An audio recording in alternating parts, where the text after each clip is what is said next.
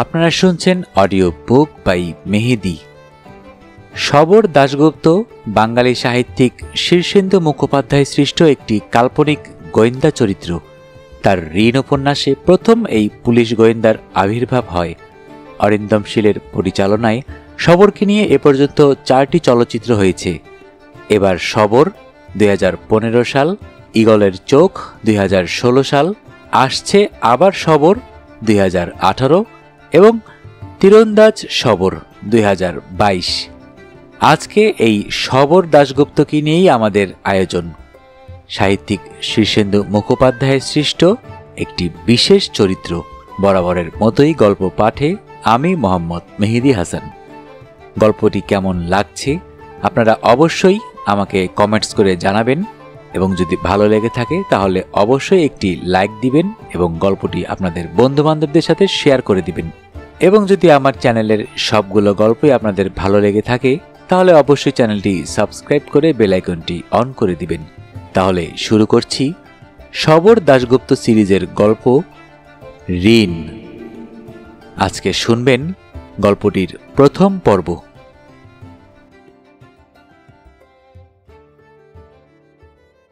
আপনার নাম? মিঠু মিত্র।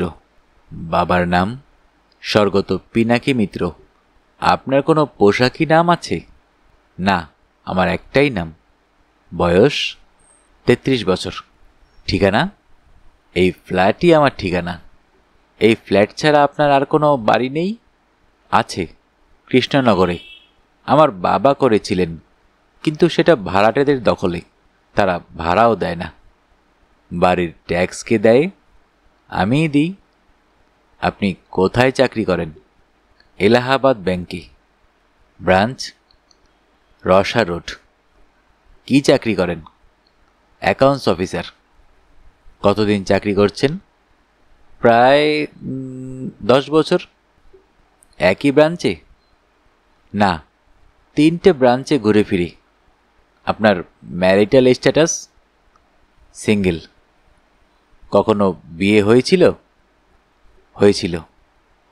কার সঙ্গে? মিতালি ঘোষ। ডিভোর্স হয়ে গেছে।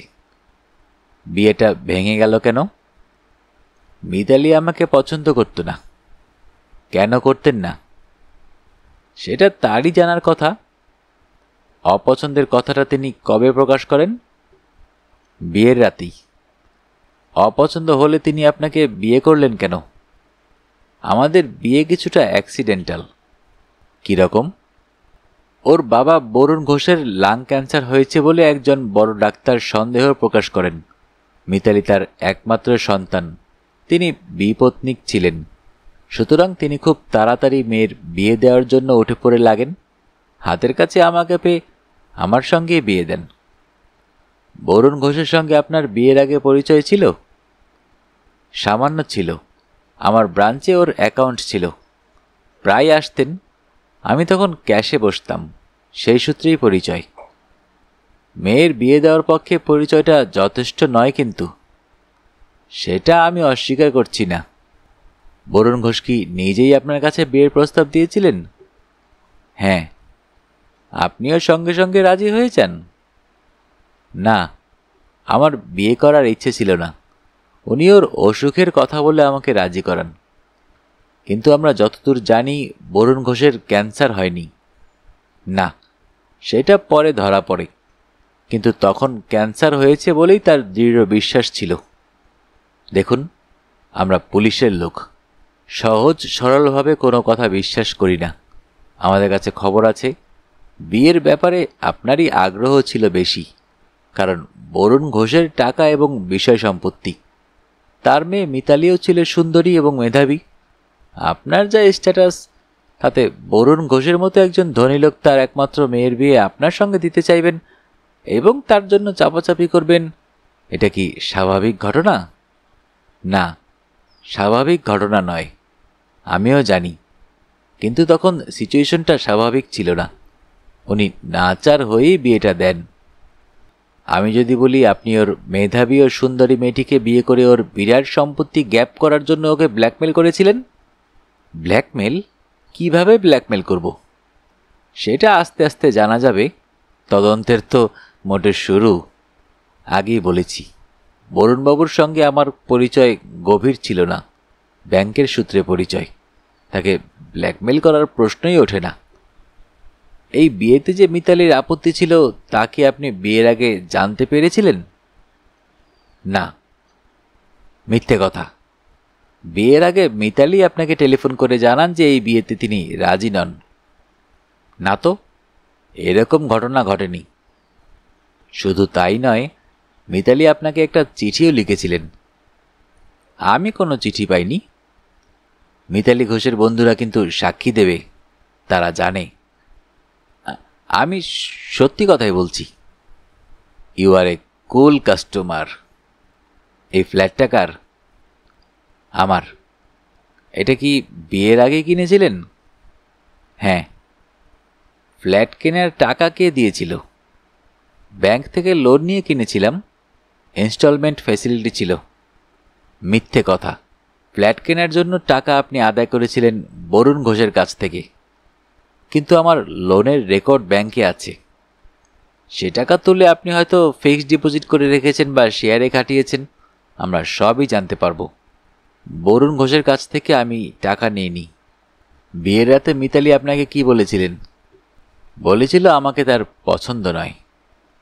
আপনি তখন কি করলেন? আমি খুবই অসহায় ফিল করলাম। আমি তাকে বলেছিলাম যে পছন্দ না হলে থাকলে আমার দিক থেকে তার কোনো ক্ষতি হবে না। মিথ্যে কথা। আপনি তার ইচ্ছার বিরুদ্ধে তার সঙ্গে উপগত হয়েছিলেন। না, কখনোই নয়।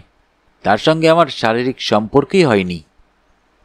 আপনারা এই ফ্ল্যাটে কতদিন একসঙ্গে বসবাস করছেন? একসঙ্গে বসবাস করিনি। ফুলশয্যার রাত থেকে মিতালি আর আমি আলাদা ঘরে শুতাম। মাসখানেক বাদে মিতালি স্থায়ীভাবে চলে যায়। আপনার হাইট কত? 5 ফুট 11.5 ইঞ্চি। ওজন 78 কেজি। মিতালি দেবীর গয়নাগুলি আপনি তার কাছ থেকে কেড়ে রেখে দিয়েছিলেন কেন? গয়না? তার গয়নার খবরই আমি রাখি না। আপনারা দুজন যুবক যুবতী একসঙ্গে এক ফ্ল্যাটে থাকতেন, তবু আপনাদের মধ্যে সেক্স রিলেশন হয়নি, এটা কি আপনি আমাকে বিশ্বাস করতে বলেন? বলি, কারণ ঘটনাটা সত্যি। আপনার রান্নাবান্না কে করে? আমি নিজেই করি। সব কিছু করেন? আমার কোনো কাজের লোক নেই, নিজেই সব করি। তরকারি বা মাছ কুটতে পারেন? পারি। তরকারি কি দিয়ে কুটেন? বটি? না, ছুরি দিয়ে। কীরকম ছুরি? Kitchen knife. দেখুন তো, এরকম ছুরি? না না, অত বড় নয়।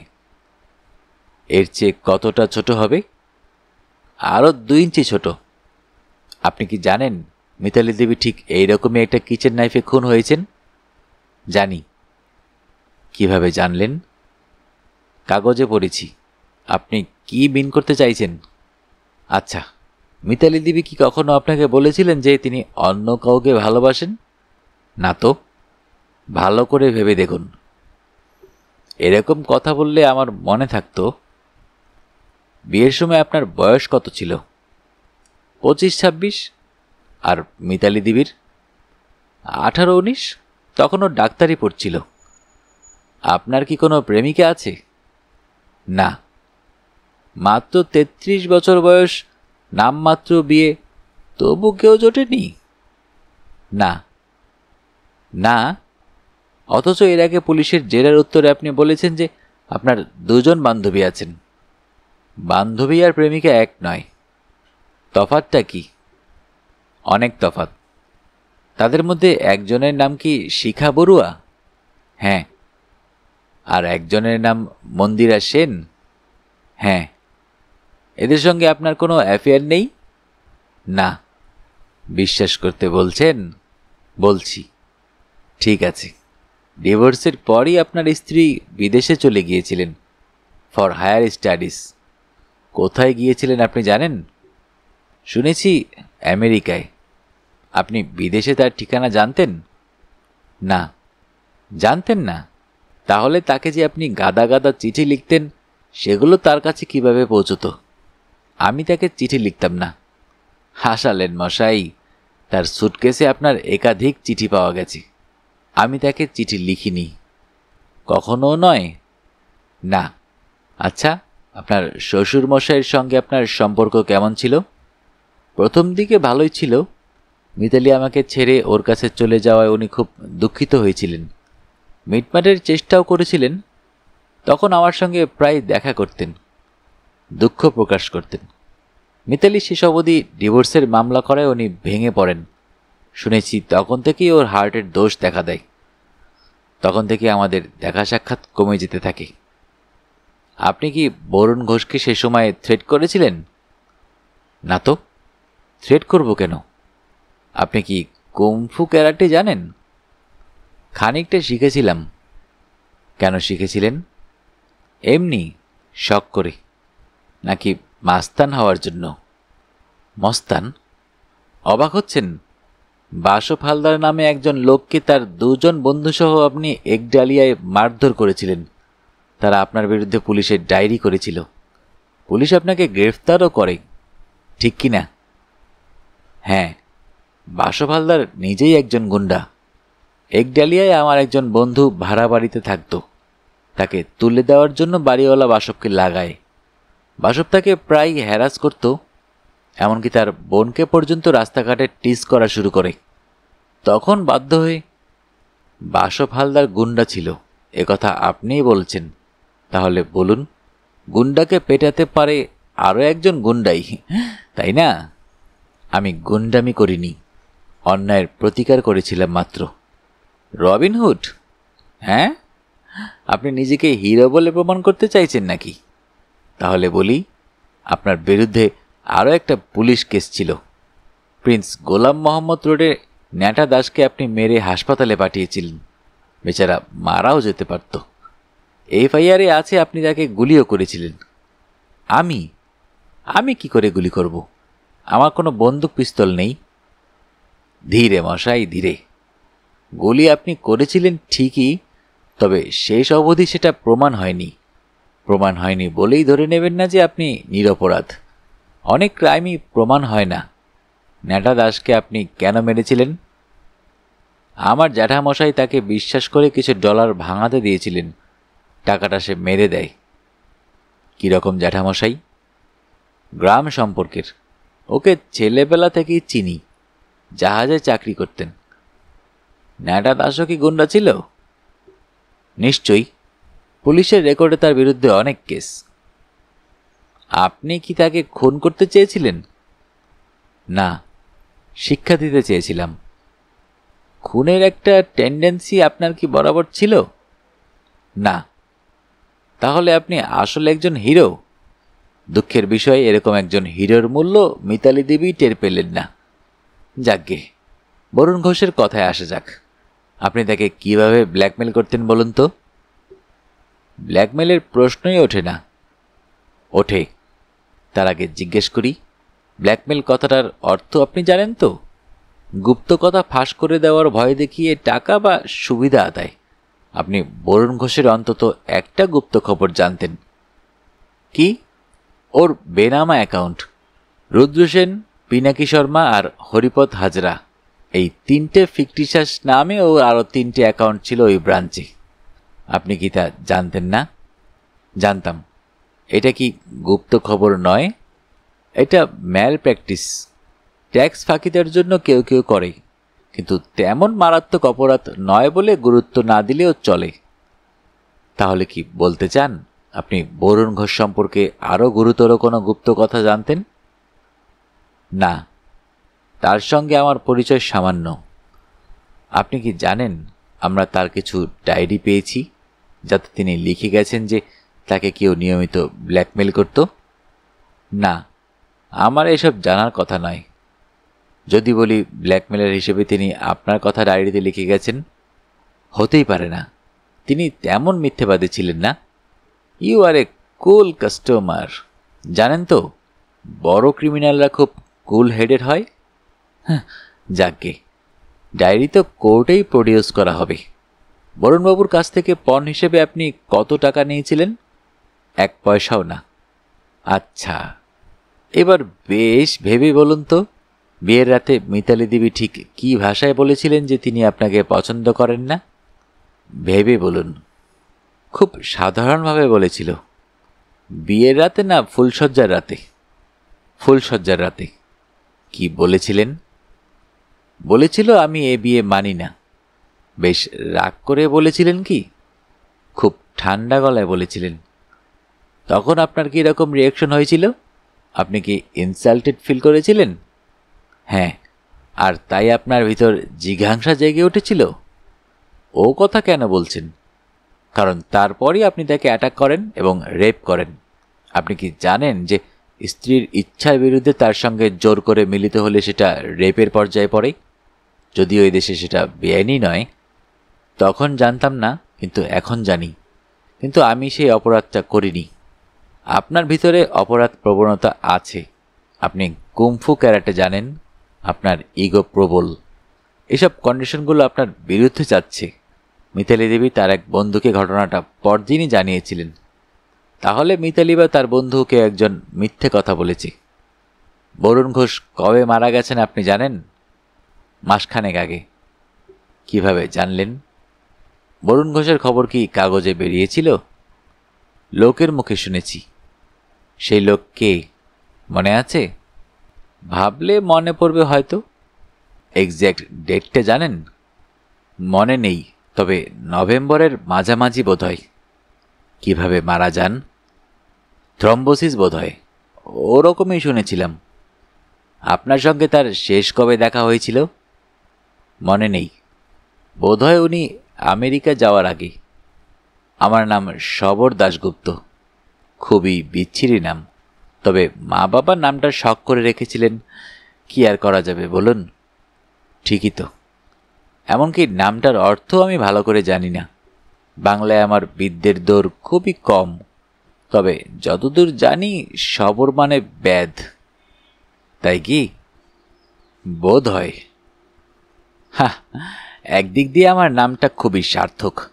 ব্যাধ মানে শিকারী তো। আমি একজন ভালো শিকারী। আমার শিকার অবশ্য ক্রিমিনালরা। I can always smell a rotten rat. হা, আপনার কথা কি শেষ হয়েছে? আরে না, গলা শুকিয়ে গিয়ে থাকলে আপনি একটু ঠান্ডা জল খেয়ে নিন বরং। আচ্ছা, মিতালি দেবী কবে খুন হন সে তো আপনি নিশ্চয়ই জানেন। হ্যাঁ, গত রবিবার। শনিবার মিতালি ঘোষ একটা পার্টি দিয়েছিলেন, জানেন? জানি। জানবেনই তো। আপনি তো সেই পার্টির একজন ইনভাইটিও ছিলেন। না, ছিলেন না? যাকগে, তবে আপনি সেই পার্টিতে উপস্থিতও ছিলেন তো? আমি পার্টি জেনে যাইনি। এমনিই গিয়েছিলেন? হ্যাঁ। Courtesy visit? না, মিতালির সঙ্গে আমার দেখা করার দরকার ছিল। সে তো বটেই। তাকে আপনি খুন করতে গিয়েছিলেন? মিতালিকে খুন করে আমার কী লাভ? মোটিভের কথা বলছেন? ম্যাটেরিয়ালিস্টিক হয় না? পুরনো অপমান, আহত অহং, সূক্ষ্ম জেলাসি, পরশ্রী কাতরতা, হেল্পলেস লাভ, হোপলেস রিলেশন, কত কারণ থাকতে পারে। আপনি বলুন না, আপনার মোটিভ কী ছিল? আমি খুনটা করিনি মিস্টার দাশগুপ্ত। সে কথা যাক, বলুন পার্টিটা কোথায় হচ্ছিল? নিচের তলায়, হলঘরে। চমৎকার সিচুয়েশন, তাই না? নিচের তলায় পার্টি চলছিল, গোলমালে আপনি উপরে গিয়ে উঠে ঘাপটি মেরে মিতালি দেবীর শোয়ার ঘরে লুকিয়ে রইলেন। তারপর পার্টি শেষ করে একটু ড্রাঙ্ক এবং হাই অবস্থায় মিতালি দেবী যখন উপরে উঠে এলেন তখন? না মশাই, এরকম গোল্ডেন সিচুয়েশন ভাবা যায় না। কিন্তু আপনি ভুলে যাচ্ছেন, আমার সঙ্গে নিচের তলায় কয়েকজনের দেখা হয়েছিল। তারা আমার চেনা। পার্টি হচ্ছে দেখে আমি যে ফিরে আসি তা তারা জানে। হ্যাঁ, আমরা তাদের স্টেটমেন্ট পেয়েছি, কিন্তু কথাটা হলো স্পট অফ ক্রাইমে আপনাকে দেখা গিয়েছিল। ইউ আর দেয়ার, তাই না? তা তো বটেই। মিতালি দেবীর সঙ্গে কি আপনার দেখা হয়েছিল? হয়েছিল মানে মার্ডারের সময় তো? আহা মশাই, ঝেড়েই কাশুন না। মিতালিকে আমি খুন করিনি। করেছেন করেছেন, যাকে সব তথ্যই বেরিয়ে আসবে। পাপী পাপী, ঘোর পাপী। বিড়বিড় করতে করতে চোখ মেলল সে। চোখ মেলে যা দেখল তাতে শিউরে উঠে ফের চোখ বন্ধ করে ফেলল। নরক নরক। টেবিলের ওপর গত রাতের ভুক্তাবশেষ মাংসের হাড়, রুটির টুকরো, এইটো প্লেট, একটা খালি আর একটা অর্ধেক খালি ব্ল্যাক নাইটের বোতল, মেঝের ওপর খানিকটা বমিও কি। নরক নরক। বিছানাটা মস্ত বড়। ওপাশে যে শুয়ে আছে তার দিকে তাকাতে ইচ্ছে হলো না সমীরনের। জুলেখা শর্মাদের কখনোই সকালের দিকে অবলোকন করা উচিত নয়। সকালটা কখনোই নয় নষ্ট মেয়ে ছেলেদের জন্য। তাতর একটা অর্থহীন শব্দ করে নিজের ভারী মাথাটা তুলবার চেষ্টা করল সমীরন। প্রতিদিন সকালে এটাই তার প্রথম ব্যায়াম, নিজেকে তোলা। এত পাপ ভগবান সইছেন কি করে? এতদিনে তার বজ্র নেমে আসার কথা, তবে কি তিনি আদতে নেই? নাকি পৃথিবীতে পাপীর সংখ্যা এত বেড়ে গেছে যে তার তত বজ্রের স্টক নেই? বালিশের পাশে কর্ডলেস টেলিফোনটা পড়ে আছে। লো ব্যাটারির ইন্ডিকেটর জ্বলে আছে। 2 দিন বোধহয় চার্জ দেওয়া হয়নি। কত কি বকেয়া পড়ে আছে তার। এই যে জুলেখা, এ হলো পরিবর্ত ব্যবস্থা, স্টপ গ্যাপ। তার একজন স্থায়ী মেয়ে মানুষ আছে, খনিকা। না, বউ নয়। খনিকা 2 বার বিয়ে করেছিল। 2 বার ডিভোর্সের পর 3য়বার আর বিয়ের মতো ভুল করেনি। সমীরনের সঙ্গে তার শর্ত ছিল, আসা যাওয়া দুদিকেই খোলা রবে দ্বার। কেউ কারো ব্যক্তিগত ব্যাপারে নাক গলাবে না। এবং সমীরনকে ভালো করে বুঝতে হবে যে খনিকা যেমন তার বউ নয়, তেমনি নয় রান্নার লোক বা ঝি। কেউ কারো বন্ধু বা বান্ধবী নিয়ে প্রশ্ন তুলবে না। হ্যাঁ, আর অর্থনৈতিক দিক দিয়ে কেউ কারো উপর নির্ভরশীল হয়ে পড়বে না। তুমুল নারীবাদী খনিকা গত 2 বছর ধরে তার লিভ ইন গার্লফ্রেন্ড। এই 2 বছর এই ফ্ল্যাটের ভিতরে বিস্তর মেজাজের বিস্ফোরণ, ইগোর সঙ্গে ইগোর যুদ্ধ ও শান্তি স্থাপন, ভালোবাসা ও ঘৃণা এবং লাভ হেট রিলেশন ও উদাসীনতা, এই সব কিছুই ঘটে গেছে। সে এক ভদ্রমহিলার চেহারা ও স্মার্টনেসের কিছু বাড়াবাড়ি প্রশংসা করে ফেলায় খনিকা, ঘোরতর নারীবাদী খনিকা, কে বিশ্বাস করবে যে রাগ করে বাপের বাড়ি গিয়ে বসে আছে গত 15 দিন? মুক্ত নারীকে কি মানায় এই ঈর্ষা? কিন্তু তর্ক করবে কার সঙ্গে সমীরন? তর্কে বহু দূর। এখন গিয়ে খনিকার কাছে তার ক্ষমা চাওয়া ও সেধে ফেরত আনার বকেয়া কাজটাও পড়ে আছে। জুলেখা অন্তর্বর্তীকালীন বিকল্প ব্যবস্থা মাত্র। কিন্তু জুলেখার কথা জানতে পারলে কপালে সমীরনের আরও কষ্ট আছে। সে পাপী, এই সার সত্য সে জানে। পঞ্চম মকারের কোনোটাই তার বাকি নেই। কিন্তু 5টা ময়ের মধ্যে সে মেয়ে মানুষ আর মদের কথা জানে। বাকি 3টে ম কি কি সে অন্তত জানে না। সমীরন নিজেকে দাঁড় করালো। এক হাতে একটা বালিশ, অন্য হাতে কর্ডলেস টেলিফোন। জিভটা এত শুকনো যে মুখে যেন কেউ একটা পাপোশ ঢুকিয়ে দিয়েছে। বালিশটা ফের বিছানায় ছুঁড়ে দিয়ে সে গিয়ে টেলিফোনটা চার্জে বসালো। এই কাজটা জরুরি, কল আসতে পারে। এইরকম বিচ্ছিরি সকালে বাথরুমটা তার কাছে মরুদ্যানের মতো লাগে। জলের আরেক নাম জীবন না? বেসিনের কল থেকে হাতের কোষে জল নিয়ে সে কয়েক ঢোক খেল। তারপর চোখে মুখে জলের ঝাপটা দিয়ে সে তাকালো আয়নায়, নিজের দিকে। পাপী পাপী, এত পাপ কি তোর সইবে রে? আকণ্ঠ ডুবে আছি পাপে। শাওয়ার খুলে দিল সমীরন।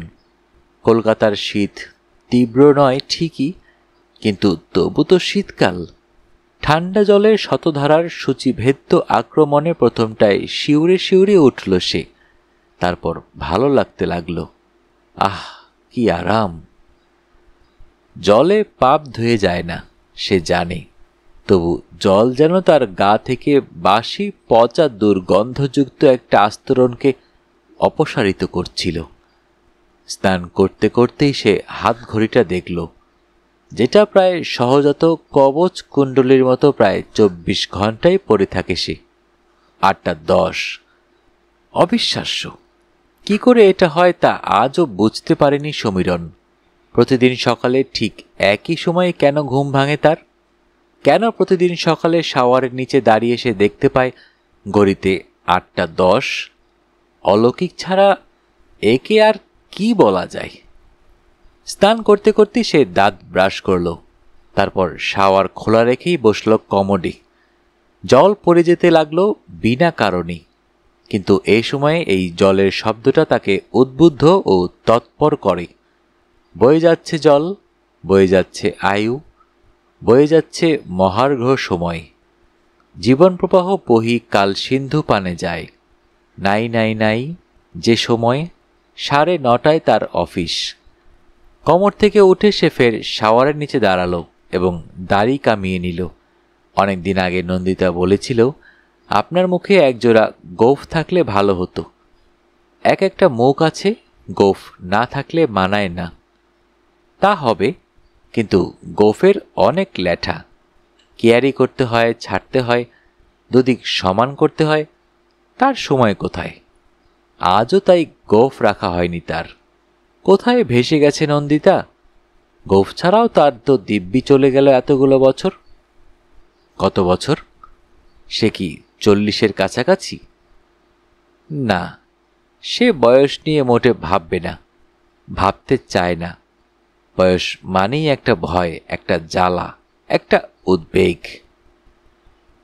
যখন সে বাথরুম থেকে বেরোলো তখনও বিছানার দিকে তাকানোর ইচ্ছে হলো না তার। লণ্ডভণ্ড বিছানার এক প্রান্তে এখনো জুলেখা শুয়ে। থাকবে, ঘুম ভাঙলে আপনিই চলে যাবে। 11টায় ওর স্কুল। স্নান করে আসার পর নিজের শোয়ার ঘরের দুর্গন্ধ ও নারকীয় পরিবেশ তাকে যেন আরও তাড়া দিচ্ছিল বেরিয়ে পড়ার জন্য। ঘরের বাইরেও একটা নোংরা গান্ধা শহর, তবু আলো আর হাওয়ার প্রবাহমানতা আছে। নরক নরক বলতে বলতে সে পোশাক পরল, চায়ের জল গরম করে টি ব্যাগ ডোবালো। বাইরের ঘরটা এখনো তত সংক্রামিত নয়, মোটামুটি পরিচ্ছন্ন। তবে ফ্লাওয়ার ভাসে বাসি ফুল তার সহ্য হয় না। গত 15 দিন ধরে বা তারও বেশি একগোছা হরেক রকম ফুল পচছে, শুকোচ্ছে, নেতিয়ে পড়ছে। কেউ ফেলার নেই। ফুলগুলোর দিকে অনিচ্ছের চোখে চেয়ে সে চা খেল। পাপ কখনো গোপন থাকে না, ফুটে বেরোবেই। আর সেই কারণেই সমীরণ কখনো কিছু লুকোছাপা করে না। তার জীবন হলো খোলা বই। এই যে শোয়ার ঘরে জুলেখা শুয়ে আছে, একটু বাদেই ঠিকেঝি নবর মা এসে ওকে দেখবে। গত 10-12 দিন ধরে দেখছেও। এখন যদি হুট করে ক্ষণিকা চলে আসে, তাহলে সেও দেখবে। না দেখলেও ক্ষণিকা জানতে পারবে ঠিকই, তারপর অনেক অশান্তি হবে। সব জানে সমীরণ, তবু কিছুই লুকোয় না। হায়! সমীরণ একটু চমকে গিয়েছিল। হাতের কাপ থেকে চলকে একটু চা পড়ল হাঁটুতে। ছ্যাক! হায়! ঘুম ভাঙল। ভেতরের দরজায় দাঁড়িয়ে মস্ত একটা হাই তুলল জুলেখা। ছোটখাটো শ্যামলা ছিপছিপে মেয়েটি চোখে পড়ার মতো নয়, তবে চলাফেরায় একটা বেড়ালের মতো চকিত তৎপরতা আছে। একটা ফিরিঙ্গি স্কুলে ও ফিজিক্যাল ইন্সট্রাক্টর। ইউপির মেয়ে, কলকাতায় জন্ম কর্ম, আর বিশেষ কিছুই জানা নেই সমীরণের। জানার অনেক ল্যাঠা। জুলেখা আরেকটা হাই তুলে বলল, it's boring. What is boring? Everything. Samiran মাথা নেড়ে সম্মতি জানিয়ে বলল, ঠিক কথা, জীবনটাই ভারী একঘেয়ে। Nothing happens. সোমবার ঠিক মঙ্গলবারের মতো, মঙ্গলবার ঠিক বুধবারের মতো, অ্যান্ড সো অন। চা খাবো? খাও, জল গরম করা আছে। তোমার ফোন বাজছে, ধরো। জ্বালালি। চলে গিয়ে ফোনটা ধরল সমীরণ। কানে লাগিয়ে হ্যালো বলেই চমকে উঠে কান থেকে ফোনটাকে একটু তফাতে ধরল সে। তার বাবা মধু বাগচি যাত্রা দলে ঢুকলে নাম করতে পারতেন। গলার রেঞ্জ সাংঘাতিক, রেগে গেলে আরও মারাত্মক। এখন সেই মারাত্মক মাত্রায় গলাটা তাকে ধমকাচ্ছে। কি ভেবেছো তুমি?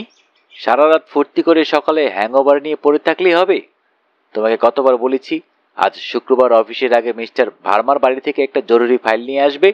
উনি অপেক্ষা করছেন, আর একটু বাদেই উনি একটা ফ্লাইট ধরতে বেরিয়ে যাবেন। যাচ্ছি বাবা, এখনই যাচ্ছি। Reach him within 15 minutes. 15? Heard me? Yes, 15। টেলিফোনটা নামিয়ে রাখতে না রাখতেই ডোরবেল বাজল। এই সময়ে বাজবার কথা নয়। এ বাড়িতে খবরের কাগজ বা গয়লা আসে না। নবর মা আসে 11টার পর। সে ডোরবেল বাজায় না, তার কাছে ডুপ্লিকেট চাবি আছে। সাদাসাদি না করলে ক্ষণিকা নিজে থেকে ফিরে আসার মেয়ে নয়। একটু চিন্তিত ও উদ্বিগ্ন সমীরণ গিয়ে দরজাটার দিকে হাত বাড়িয়ে জুলেখাকে বলল, to be on the safe side তুমি বরং শোয়ার ঘরে যাও। যাচ্ছি বলে জুলেখা একটা হাই তুলল। তারপর সে বেশ ধীরে সুস্থে শোয়ার ঘরে চলে গেল। দরজা খুলে সমীরণ যাকে দেখল সে বেশ ছোটখাটো মানুষ, গোঁফ আছে, মাথার চুল ছোট করে ছাটা, চেহারা রোগা, পরনে কালো ট্রাউজার্স আর একটা কট চুলের সবুজ চেকলা হাওয়াই শার্ট। বিনা হাস্যে বলল, আসতে পারি? সমীরণ দরজা না ছেড়ে বলল, কি চাই? আপনাকেই। কি দরকার? লোকটা বুক পকেট থেকে আইডেন্টিটি কার্ডটা বের করে দেখিয়েই পকেটে ঢুকিয়ে দিয়ে বলল, তদন্ত, ভেরি ইম্পর্ট্যান্ট। সমীরণ একটু ক্যাবলা হয়ে গিয়ে বলল, তদন্ত মানে সেই ইয়ের কেসটা কি? একবার তো এনকোয়ারি হয়ে গেছে। হ্যাঁ, সেই ইয়ের কেসটাই। এনকোয়ারি বারবার হবে, এবার এটা গুরুতর। পরশুদিনও এসেছিলাম, আপনি বেশ সকালেই অফিসে বেরোন দেখছি।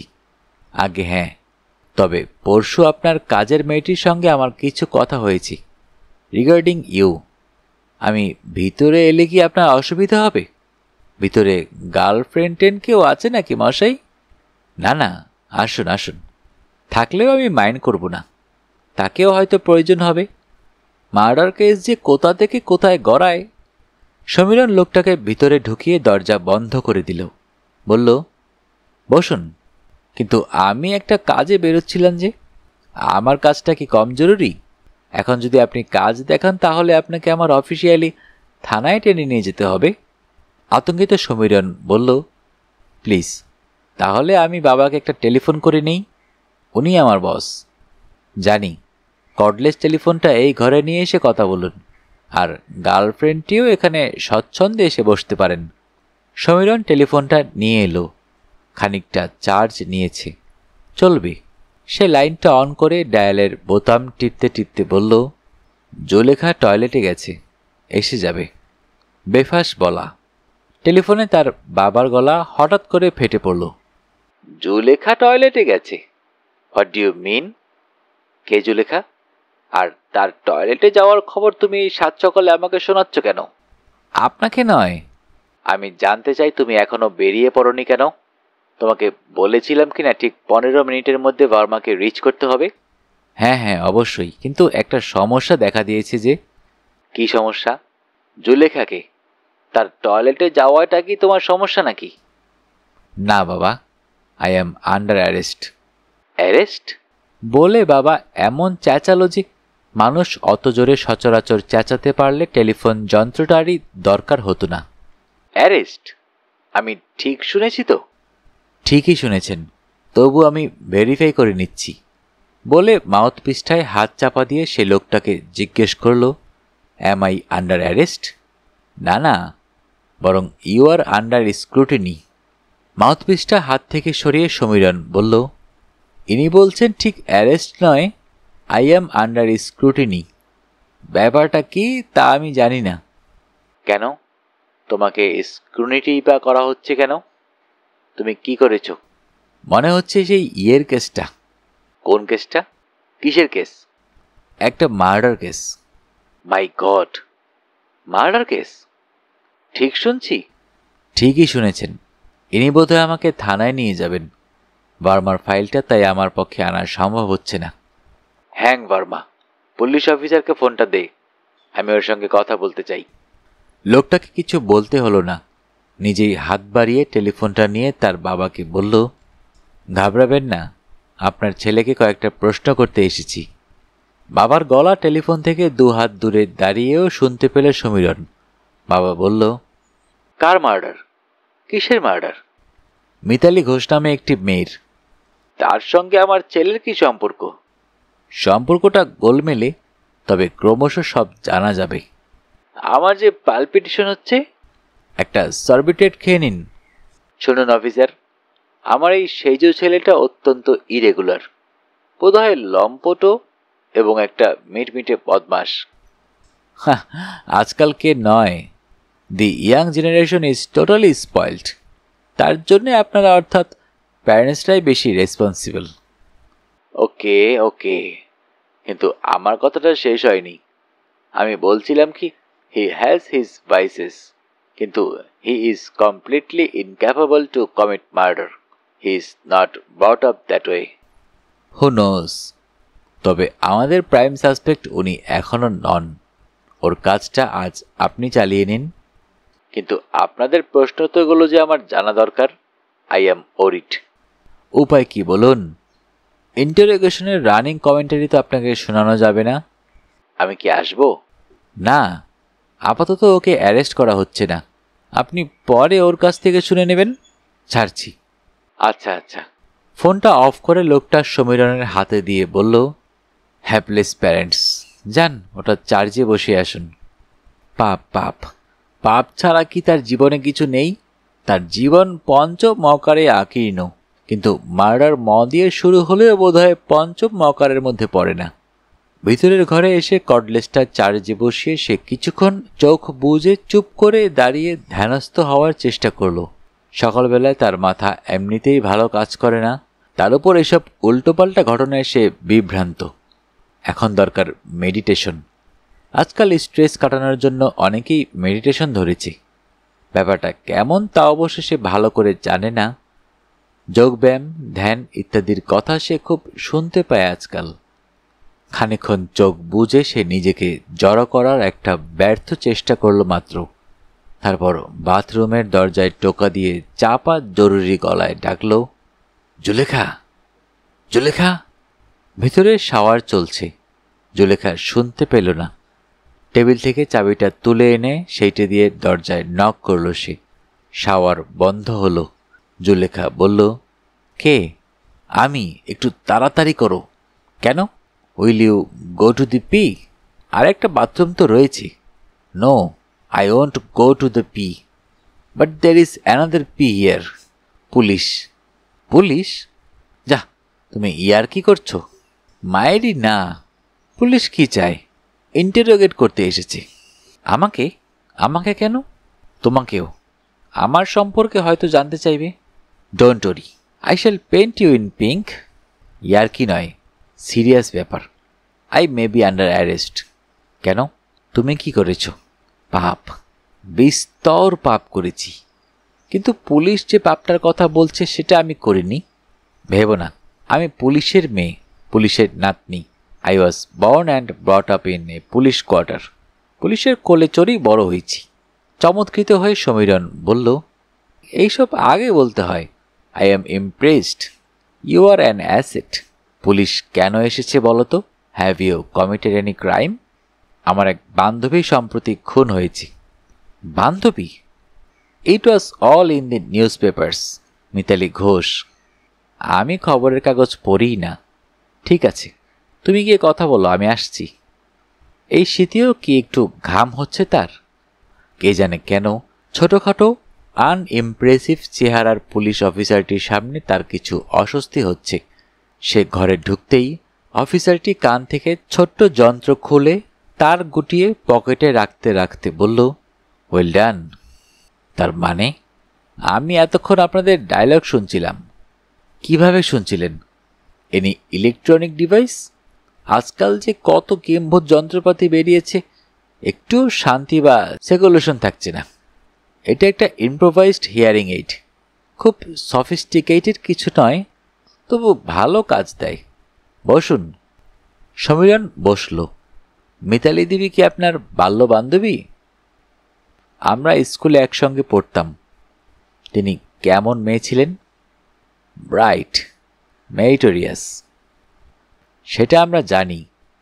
আদার সাইডস? খুব মিশুকে ছিল, একটু রোমান্টিক। ডাক্তারি পড়ার সময় ওর বিয়ে হয়ে যায়, তাই না? হ্যাঁ হ্যাঁ। এত আর্লি এজে বিয়ে হয়েছিল কেন জানেন? সমীরণ একটু দ্বিধাগ্রস্ত হয়ে বলল, ওর মা নেই, বাবা আর ও। বোধহয় ওর বাবা ওর ভবিষ্যৎ নিয়ে উদ্বেগে ছিলেন, সেই জন্যই। ওর বাবা বরুণ ঘোষের ক্যান্সার হয়েছিল বলে ডাক্তার একটা ভুল ডায়াগনোসিস করে। ঘটনাটি আপনি জানেন? না, আসলে স্কুলের পর আমাদের বিশেষ মেলামেশা ছিল না। টেলিফোনে কথা হতো, বিয়ের নেমন্তন্নেও গিয়েছিলাম। এত আর্লি এজে কেন বিয়ে হচ্ছে তা জানতে চাননি? হ্যাঁ, কিন্তু ও ভেঙে কিছু বলেনি। বিয়েতে কি ওর আপত্তি ছিল? ছিল। বলেছিল বাবা ওকে প্রেশার দিয়ে বিয়ে দিচ্ছে। প্রেশারের কারণ কি সাসপেক্টেড ক্যান্সার? আমি ঠিক জানি না, হতে পারে। আপনি হয়তো আরও কিছু জানেন, বলতে চাইছেন না। না, তা ঠিক নয়। মিতালি দেবীর হাজবেন্ড মিঠু মিত্রকে আপনি চেনেন? চিনি। কিভাবে চেনেন? ওদের বিয়ের সময় পরিচয় হয়েছিল, পরে বন্ধুত্বের মতোই হয়েছিল। কিন্তু বিয়ে তো ভেঙে যায়। 1 মাস পরই মিতালি দেবী চলে আসেন। হ্যাঁ, কিন্তু মিঠুর সঙ্গে আমার সম্পর্কটা তাতে কেটে যায়নি। সম্পর্কটা কীরকমভাবে হলো? ঘটনাটা ইন্টারেস্টিং। বলবো? আপনার কি অত সময় আছে? আছে, বলুন। বউবাজারে আমাদের একটা জুয়েলারির দোকান আছে। তখন আমরা 2 ভাই ওখানে বসতাম। একবার দোকানে একটা ডাকাতি হয়। ডাকাতির পর বাবা ডিসিশন নেন আমাদের ফিজিক্যাল ফিটনেস দরকার এবং মার্শাল আর্টও রপ্ত করা প্রয়োজন। আমি জীবনে ব্যায়াম ট্যায়াম কখনো করিনি। সেটা আপনাকে দেখলেই বোঝা যায়। যায়? যায়। তবে আপনি তো হ্যাপি লাইফ কাটান। হ্যাপিনেসের হ্যাপা হলো হেলথ হ্যাজার্ডস। বাহ, আপনি তো বেশ অ্যালিটারেশন করতে পারেন। তারপর বলুন। হ্যাঁ, মিতালির বর যে একজন মার্শাল আর্টিস্ট তা আমার জানা ছিল না। মিঠুর কাছে আমরা 2 ভাই ওসব শিখতে যেতাম। সে থেকেই বেশ ভাব হয়ে যায়। মিঠু মিত্র কেমন লোক? ভালো, খুবই ভালো। তাহলে আপনার বান্ধবী মিতালি তাকে পছন্দ করেননি কেন? কে কাকে পছন্দ করবে বলা মুশকিল। আমি জানতে চাই মিঠু মিত্রকে অপছন্দ করার বিশেষ কোনো কারণ মিতালি দেবীর ছিল কিনা। ঠিক আছে, অন্তত এটা তো জানেন বিয়ের আগে মিতালি দেবী আর কোনো ছেলেকে পছন্দ করতেন কিনা। আপনি কি পান্টুর কথা জানতে চাইছেন? দেখুন, ও কেসটা স্যাড। মিতালি একটা মারাত্মক ভুল করেছিল। ভুল বুঝতে পেরে সে ফিরেও আসে। একটু ডিটেলসে বলবেন কি? ব্যাপারটা হলো মিতালি একটু রোমান্টিক টাইপের। পান্টু ছিল ওর পাড়ার মাস্তান। এ ব্যাড টাইপ, কিন্তু বেশ রোখাচোখা, সাহসী। মিতালি ইনভলভড হয়ে গিয়েছিল। ওর বাবা ভয়ঙ্কর রেগে যাবেন বলে মিতালি ছেলেটার সঙ্গে পালিয়ে যায়। Big blunder. ছেলেটার রোজগারপাতি ছিল না, যোগ্যতাও নয়। মিতালি 6 মাস বাদে বাবার কাছে ফিরে আসে। এ রেক অফ এ গার্ল। মেয়ে চলে যাওয়ার পর ওর বাবা পাগলের মতো হয়ে গিয়েছিলেন, শরীরও ভেঙে যায়। মিতালি ফিরে এলে ওর বাবা সেই শখটা কাটিয়ে উঠতে পারেননি। কিন্তু আমি মনে করি এরকম ভুল যে কেউ করতেই পারে। All in the life's game. ঘটনাটা কি মিঠু মিত্র জানতেন? বোধহয় মিতালির বাবাই ওকে বলেছিলেন। আপনি শিওর নন? আমি প্রসঙ্গটা কখনো তুলিনি, মনেও হয়নি। পান্টু এখন কোথায়? জানি না। ওকে আমি 1-8বার দেখেছি। বিয়েটা যে ভেঙে গেল তা পান্টুর ব্যাপারটার জন্য নয় তো? আরে না, মিতালি তার ভুল বুঝতে পেরেছিল। পান্টুকে ঝেড়ে ফেলে দিয়েছিল মন থেকে। ওদের কোনো ইস্যু হয়েছিল কি, মানে পান্টু আর মিতালির? না না, মিঠু মিত্র পান্টুর কথা জেনে বিয়ে ভেঙে দিয়েছিল এমন কি হতে পারে? না, কখনোই নয়। বিয়েটা ভেঙেছিল মিতালি। ঠিক জানেন? 100%। এবার বলুন, পার্টির দিন আপনি কোথায় ছিলেন? পার্টিতে ছিলাম। I was an invitee. পার্টিতে কি হয়েছিল? মিতালি অনেককে নেমন্তন্ন করেছিল। অকেশনটা কি? Get together. কীরকম পার্টি? Cocktail dinner. মিঠু মিত্রকে কি নেমন্তন্ন করা হয়েছিল? মাই গড, না। তবু মিঠু মিত্র সেই দিন মিতালি দেবীর বাড়িতে গিয়েছিলেন, তাই না? হ্যাঁ, আমার সঙ্গে তার দেখা হয়। কখন এবং ঠিক কোথায়? আমি তখন গাড়ি থেকে নামছি, দেখি মিঠু কম্পাউন্ডের ফটক দিয়ে বেরিয়ে আসছে। আমি একটু অবাক হয়েছিলাম। মিঠুর প্রেস্টিজ বোধ প্রবল। তিনি কেন এসেছিলেন সে বিষয়ে কিছু বলেছিলেন আপনাকে? না, he is a reserve man. আগ বাড়িয়ে বলে না। আপনাদের মধ্যে কি কিছু কথাবার্তা হয়েছিল? সামান্য। মিঠু খুব অন্যমনস্ক ছিল। আমি বললাম, কি খবর? ও বলল, ভালো। উনি কি গাড়িতে এসেছিলেন? না, মিঠুর একটা বুলেট মোটর বাইক আছে, সেইটিতে চড়ে চলে গেল। খুব স্পিড দিয়েছিল মনে আছে। আপনি কি মিতালি দেবীকে কিছু জিজ্ঞেস করেছিলেন? করেছিলাম। তিনি কি বললেন? ওকে খুব ডিস্টার্বড দেখলাম। কীরকম? খুলে বলুন। আনইজি লাগছিল, একটু যেন রেস্টলেস। আমাকে হঠাৎ বলল, আমি জীবনে বারবার ভুল করি কেন বলো তো? ব্যাস এইটুকুই? না, আরও একটু বলেছিল। কীরকম? বলল, আই মাস্ট রিকনসাইল। কার সঙ্গে সেটা স্পষ্ট করে বলেনি। আন্দাজ করছি মিঠুকে মিন করছিল। How do you know? আমি তো বলেইছি ওটা আমার আন্দাজ। সেদিন কি মিতালি দেবী খুব ড্রিঙ্ক করেছিলেন? হ্যাঁ, মিতালি মদ খেত না কখনো, আমেরিকাতেও না। আমাকে মাঝে মাঝে চিঠি লিখত, তাতেই প্রায় থাকতো ও আমেরিকায় নেশার বিরুদ্ধে একটা আন্দোলন করতে চায়। তবু সেদিন উনি ড্রিঙ্ক করেছিলেন? হ্যাঁ, উল্টো পাল্টা খাচ্ছিল। কখনো হুইস্কি, কখনো শেরি, কখনো বিয়ার বা রাম। বোঝা যায় ও ড্রিঙ্ক করতে জানেই না। তারপর কি হলো? মশাই মুশকিলে ফেললেন। কেন? আমি পাপি তাপি লোক, মদ আমিও খাই। পার্টি কিছুক্ষণ চলার পর আমি কি আর চৈতন্যে ছিলাম? আউট হয়ে গিয়েছিলেন? ঠিক তা না হলেও I was extremely high. Dinner টেবিলে বসেও আমি নাকি কিছু খেতে পারিনি। তারপর খনিকা আমাকে ফিরিয়ে আনে। খনিকাকে? যিনি বাথরুমে আছেন? না, এ জুলেখা। আপনার কজন? একজনই, খনিকা। এ হলো স্টপ গ্যাপ। একে কোথায় পেলেন? জুটে যায়। আপনি ভাগ্যবান লোক। আচ্ছা, মিঠু মিত্র আপনাকে কোথায় ক্যারাটা শেখাতেন? সাধারণ ক্লাবে, লেকের কাছে। আপনি কতদিন শেখেন? এই বেশি নয়, মাসখানেক। Karate is a boring thing.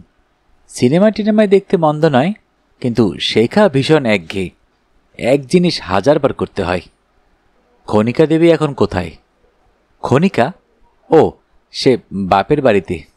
উনি কি আপনাকে ছেড়ে গেছেন? বোধ হয় না, টেম্পোরারি মিসআন্ডারস্ট্যান্ডিং। সেটা কীরকম? জুলেখা দেবী কি কারণ? না না, Zulekha is no match for হার।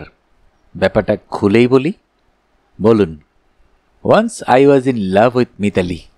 তাই নাকি? ইট ওয়াজ ন্যাচারাল। মিতালির ডান গালে একটা আঁচিল আছে, আপনি দেখেননি। তাতে ওকে কি সুন্দর দেখাতো। In fact 70% of her male classmates were in love with her. তারপর বলুন। অবশ্য কাফ লাভ, ওসব ভুলে যেতে দেরি হয় না। তারপর মিতালি যখন আমেরিকা থেকে ফিরে এলো, I was second time in love with হার। আমেরিকায় গিয়ে ও আরও সুন্দর এবং স্মার্ট হয়েছে, অনেক ম্যাচিওর্ডও। এইসব কথা আমি খনিকাকে বলেছিলাম। বটে? হ্যাঁ, and Khanika was cross. Party থেকে আমাকে নিয়ে এসে বাড়ি পৌঁছে দিয়ে এসে সোজা বাপের বাড়ি চলে যায়। কেন? পার্টিতে কিছু হয়েছিল? আমি নাকি মাতাল অবস্থায় মিতালের প্রতি প্রেম নিবেদন করে ফেলেছিলাম। কিন্তু মাতালের কথা কি ধরতে আছে বলুন? She is so jealous. বেশি জেলাসি থেকে মানুষ খুনও করতে পারে। আতঙ্কিত সমীরণ বলল, না না, কি যে বলেন, খনিকা ওরকম মেয়েই নয়। কীরকম মেয়ে? কোয়াইট রেসপন্সিবল, সোশ্যাল ওয়ার্কও করে। আপনি কি বলতে পারেন মিতালি দেবীর আমেরিকায় কোনো বয়ফ্রেন্ড আছে কিনা? নেই। কিভাবে জানলেন যে নেই? থাকলে আমাকে জানাতো। উজ্জ্বল সেন বলে কারো নাম শুনেছেন? শুনেছি। উজ্জ্বল ওর বন্ধু ঠিকই, কিন্তু যাকে বয়ফ্রেন্ড বলে তা নয়। উজ্জ্বল কি করেন? আমেরিকায় ওর ব্যবসা আছে। কিসের ব্যবসা? বোধহয় সফটওয়্যার। বোধহয় বলছেন কেন? সেই রকমই শুনেছিলাম যেন। ওদের মধ্যে কোনো অ্যাফেয়ার ছিল না বলছেন? না না, থাকলে মিতালি আমাকে জানাতো। বরুণ ঘোষের সঙ্গে আপনার আলাপ ছিল?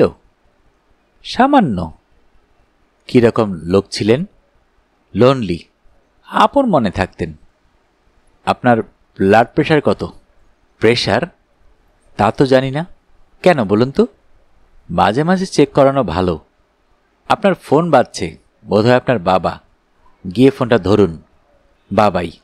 ফোন ধরেই কানের কাছ থেকে যন্ত্রটাকে তফাত করতে হলো। বাবা চেঁচাচ্ছিল, কি হলো? কি হয়েছে? বলবি তো? কিছু হয়নি, আমরা অ্যামিকেবলি কথা বলছি। অ্যারেস্ট করেনি তো? না বাবা। তেমন বুঝলে আমাদের বীরজাউগুলকে খবর দিতে পারি। এখনই দরকার নেই। কে খুন হয়েছে বলছিলি? আমার এক বান্ধবী। কুলাঙ্গার কোথাকার। বাবা ফোন রেখে দেওয়ায় হাফ ছেড়ে বাঁচল সমীরণ। সামনের ঘরে ঢুকতেই দেখল লোকটা আবার তার হিয়ারিং এইডটা কান থেকে খুলে পকেটে রাখল।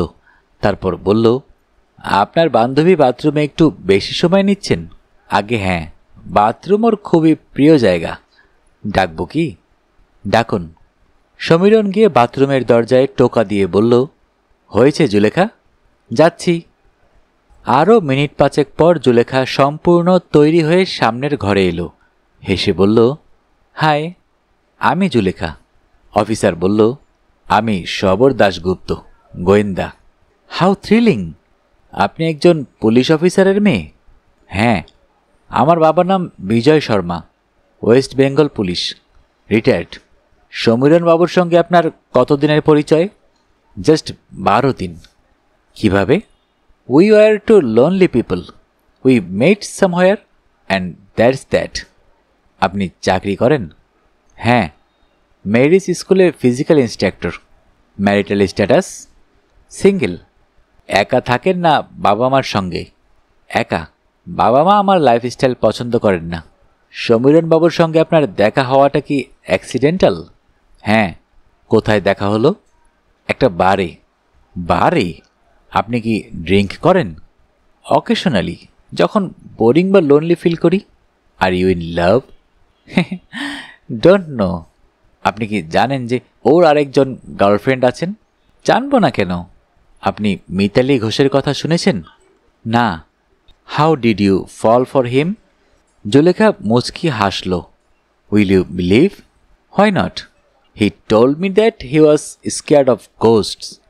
ভূতের ভয়? ঠিক তাই। শবর সমীরণের দিকে চেয়ে বলে, আপনি ভূতে বিশ্বাস করেন? সমীরণ ভারী লজ্জিত হয়ে বলে, বিশ্বাস করার প্রশ্নই ওঠে না, কিন্তু ভয় পাই, বিশেষ করে মিতালি খুন হওয়ার পর থেকে। সত্যি? আগে। মিস শর্মা, তারপর বলুন। I am naturally attracted to lonely people. সমীরণকে আমার ভালো লেগেছিল। এর আগে অন্য কোনো মানুষের সঙ্গে এভাবে বাস করেছেন? মাত্র একবার। তবে পল্লবের সঙ্গে আমার বিয়ে হওয়ারই কথা ছিল। একটা অ্যাক্সিডেন্টে সে মারা যায় 1 বছর আগে। I lead a lonely life. আপনার ঠিকানা? 3A/1 Liton street, room number 23। এটা কি বোর্ডিং হাউস? হ্যাঁ, কিন্তু এই মার্ডার কেসটার সঙ্গে নিশ্চয়ই আমার সম্পর্ক নেই। আমি কি যেতে পারি? আমার স্কুলে আজ ফেট আছে। পারেন। By then. বাই। জুলেখা চলে যাওয়া পর্যন্ত অপেক্ষা করল শবর। দরজা বন্ধ হওয়ার পর বলল, is she telling the truth? More or less? Why less? ওটা করার কথা। ও ঠিকই বলেছে। কোন বারে আপনাদের দেখা হয়েছিল? মদিরা। আপনি সেখানে রেগুলার যান? বেশ সেক্লুডেড জায়গা, গাড়ি পার্ক করা জায়গা আছে। জুলেখাও কি যায়? না, সেদিনই ওকে প্রথম দেখলাম। কিভাবে পরিচয় হলো? ও একটু হাই ছিল, এসে আমার টেবিলে বসলো অ্যান্ড উই টকড।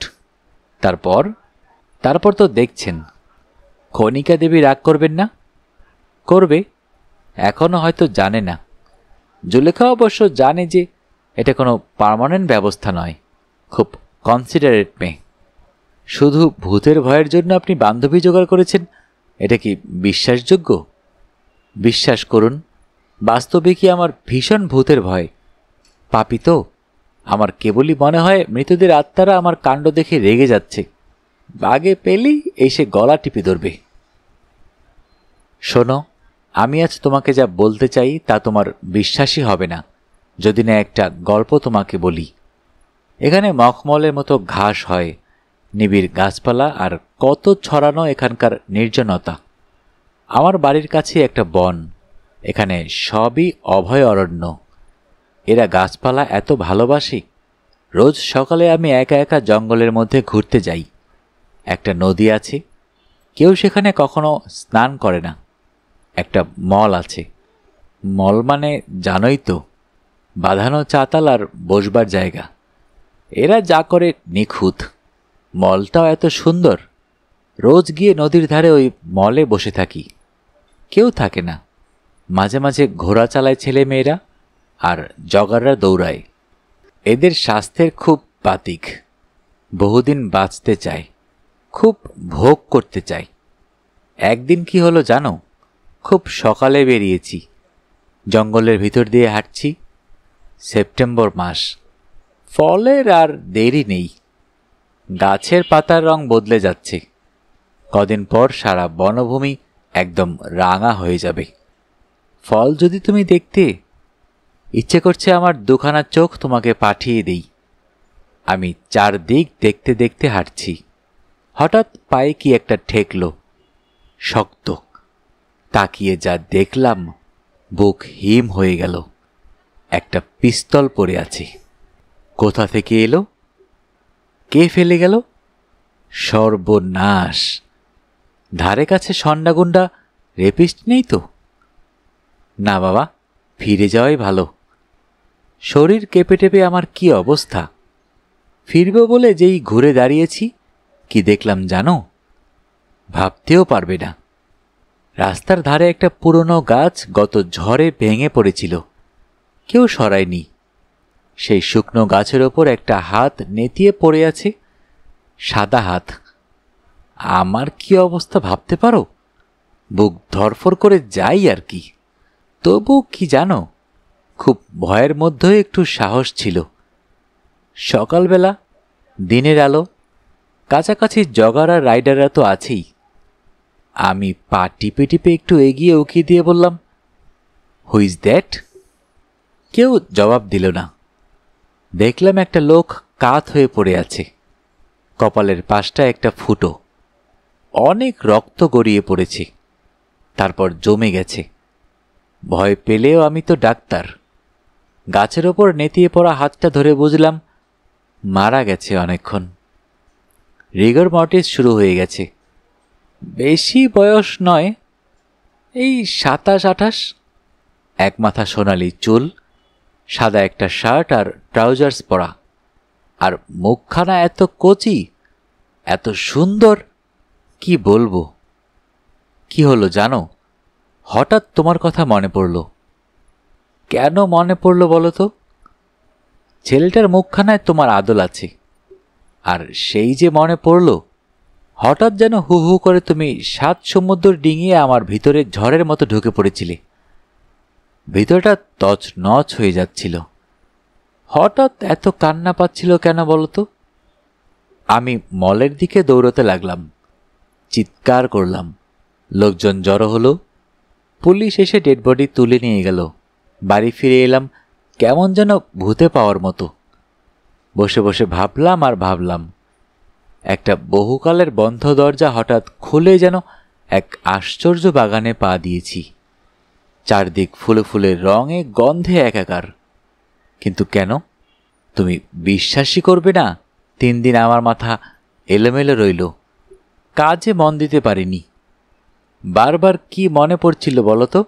ফুলশয্যার রাতে তুমি কোনো কথা বলার আগেই আমাকে অনেকক্ষণ ধরে একটা চুমু খেয়েছিলে। অনেকক্ষণ কোনো কথা বলতেই দাওনি, এমনভাবে ধরেছিলে আমায় যে নড়তেও পারিনি। আমার খুব রাগ হচ্ছিল তোমার ওপর। তোমাকে ভালো তো বাসিই না, বরং ঘেন্না করি ভীষণ। কি ভয়ঙ্কর রাগ হচ্ছিল আমার। তুমি যখন ছাড়লে তখন আমি কি না যে বলেছি, যা খুশি। তোমার মুখটা কেমন নিভে গেল, কেমন ঠান্ডা আর পাথরের মতো হয়ে গেলে তুমি। এবার গল্পটা আরেকটু বলিনি। জঙ্গলের মধ্যে যে ছেলেটা সুইসাইড করেছিল তার নাম জর্জ। এখানে হাজার হাজার জর্জ।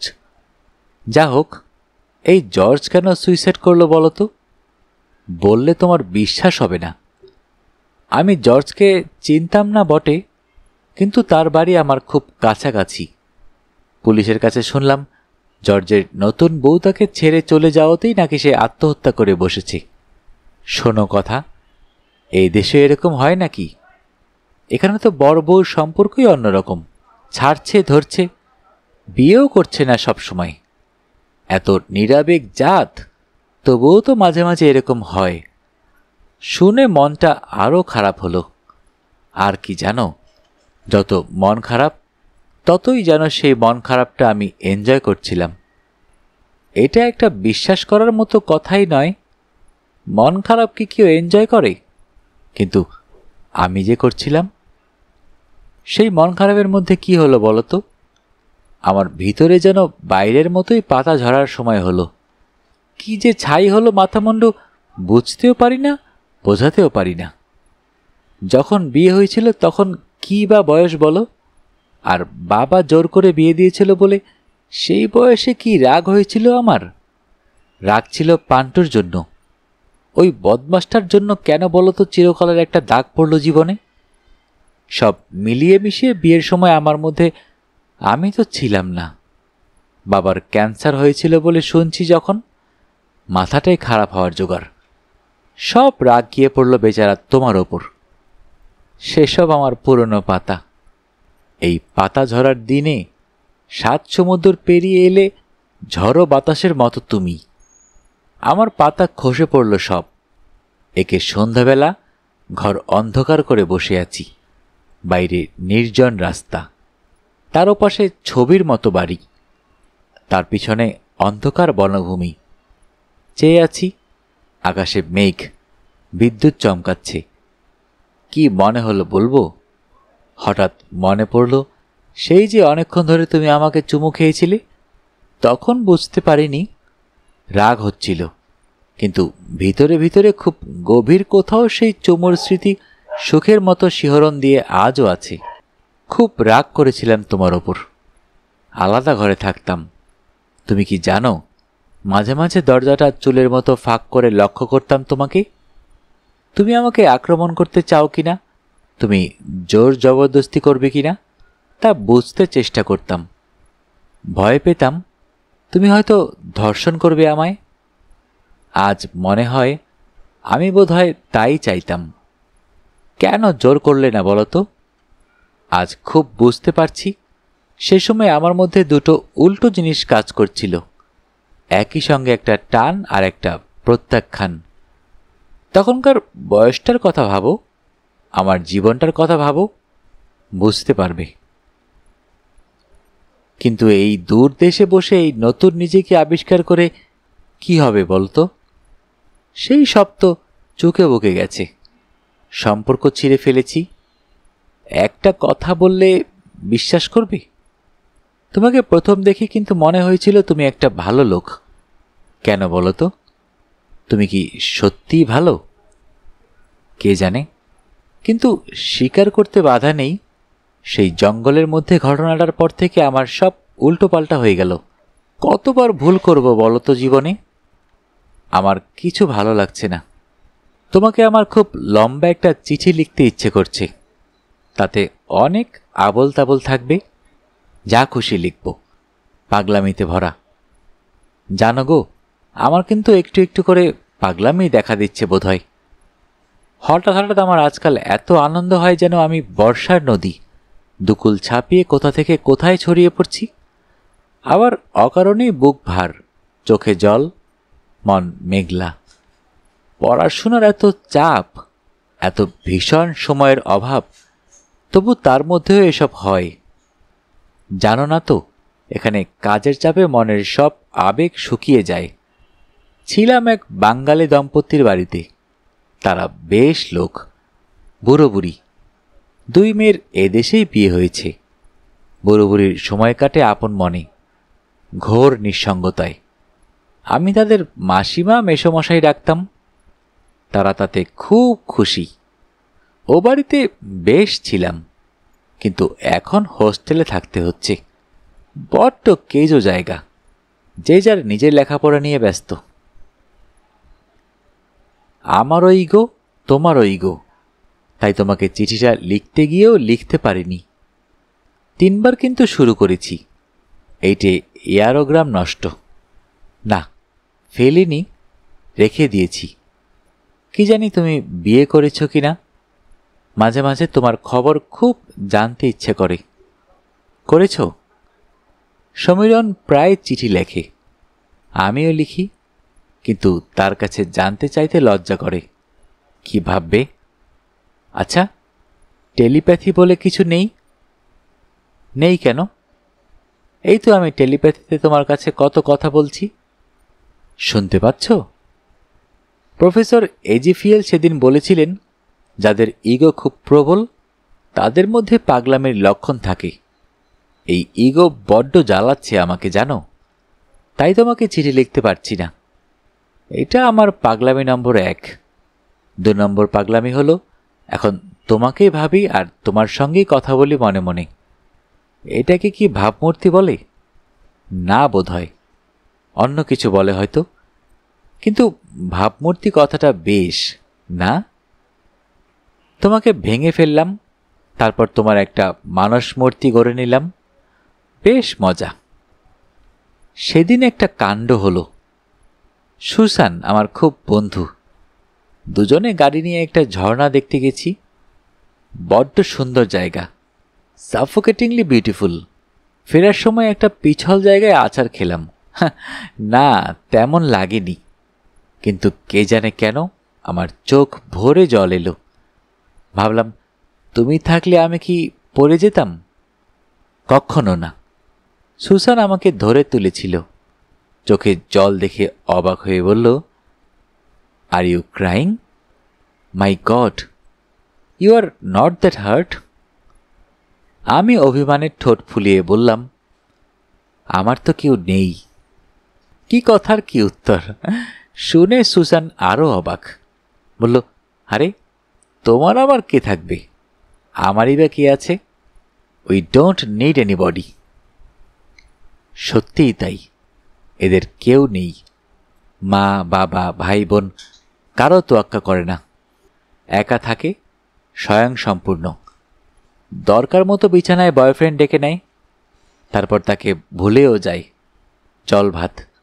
আর বিয়ে করতে হলে এত হিসেব নিকাশ করতে বসে যে ওটা বিয়ে না বিজনেস কন্ট্রাক্ট তা বুঝতে কষ্ট হয়।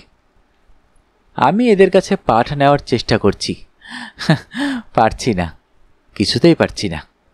আমার কেবলই মনে পড়ে সেই তোমার অনেকক্ষণ ধরে চুমু খাওয়ার কথা।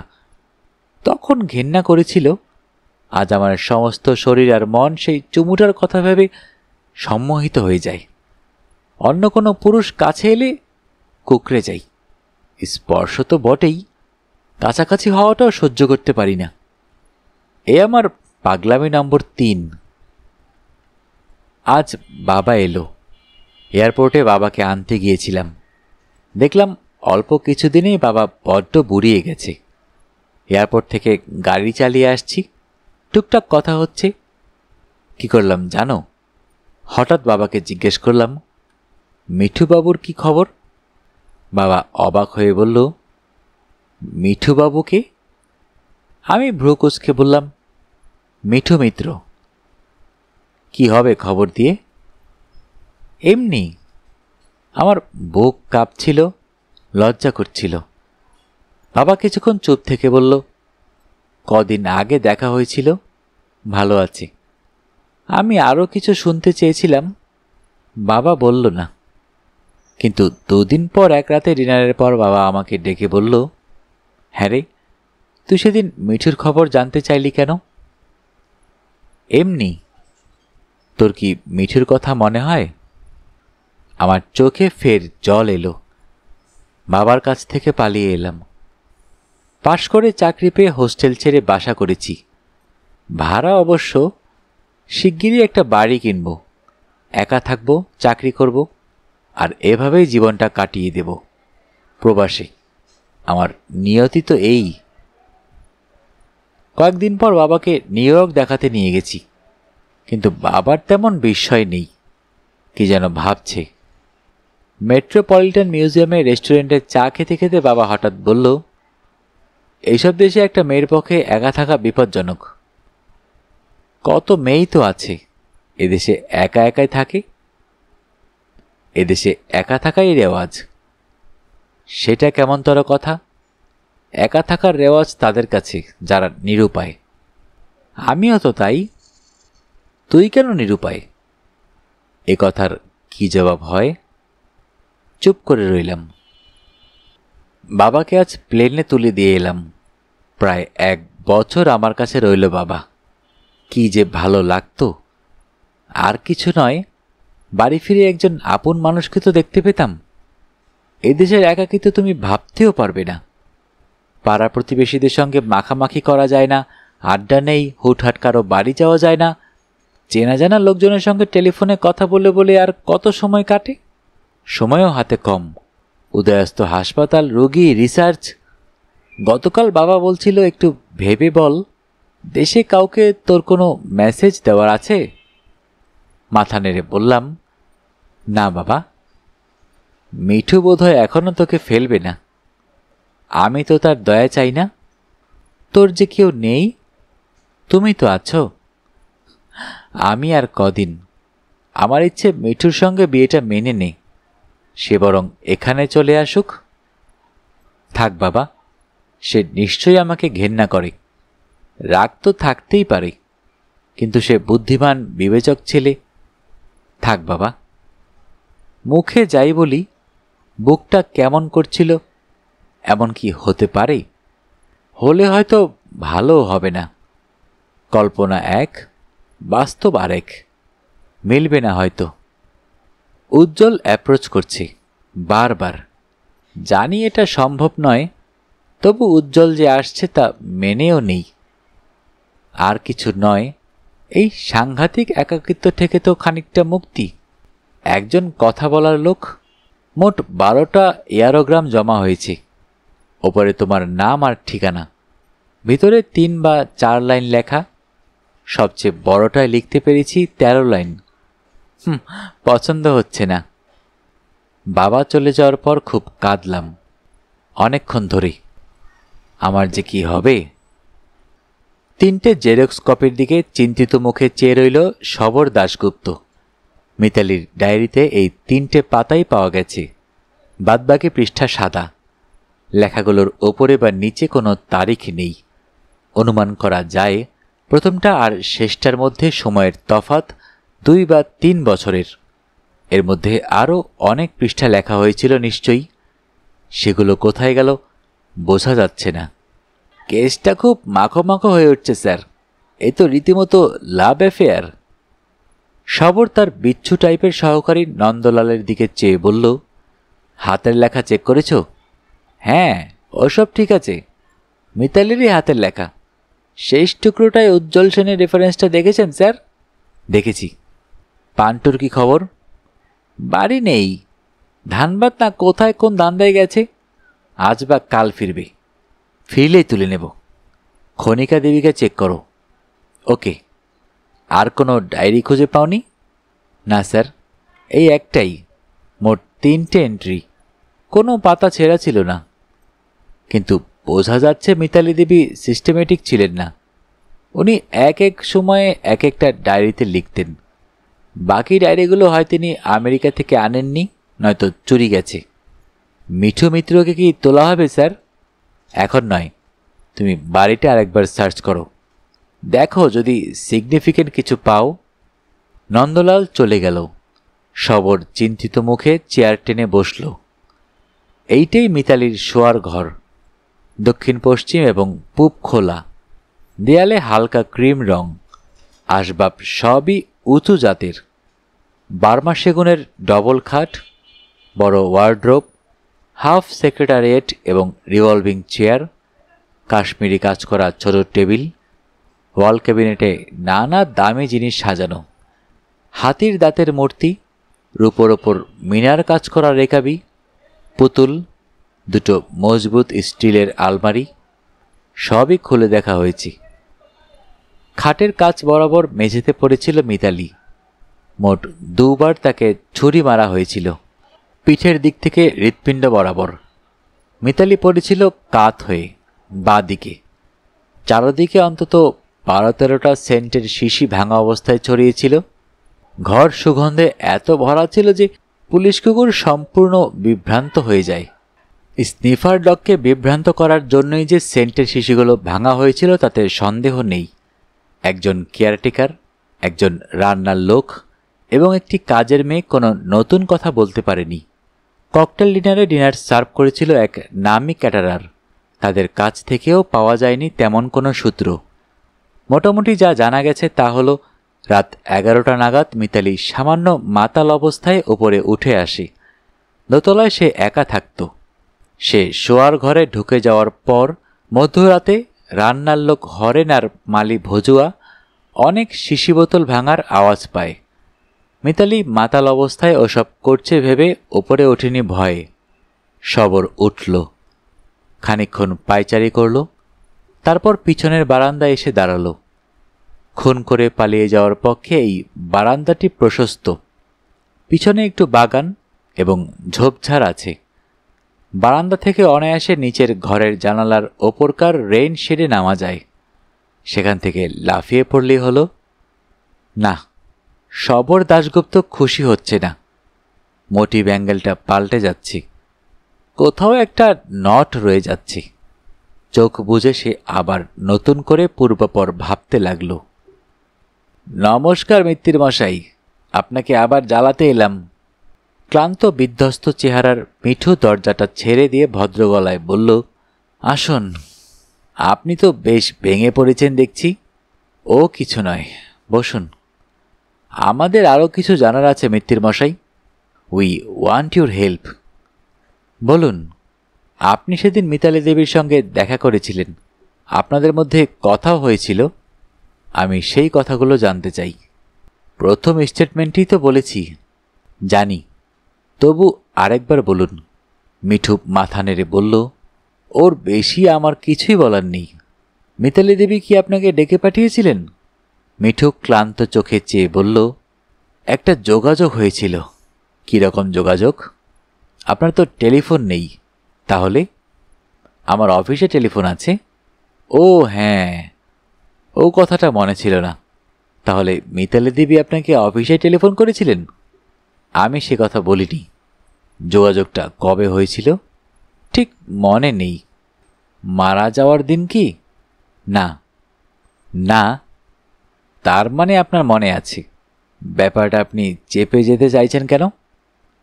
কিছু কথা না বলার অধিকার আমার আছে, কিন্তু তাতে একটা মার্ডার কেস ক্ষতিগ্রস্ত হলে নয়।